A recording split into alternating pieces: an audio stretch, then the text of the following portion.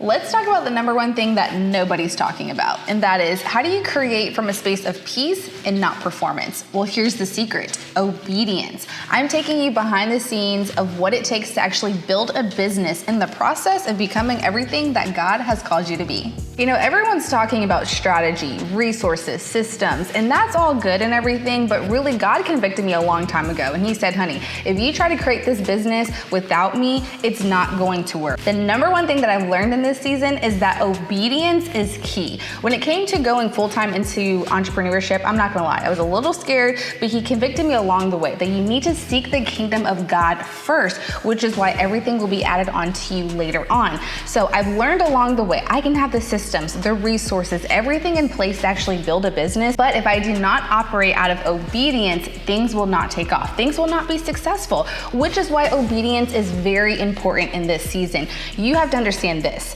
The promise depends on God, but the process depends on you. So who are you becoming along the way, my friend? Also, you have to be able to discern what is God's no and what is God's yes. So make sure you understand that everything's gonna work together for your good, but obedience, my friend, is key.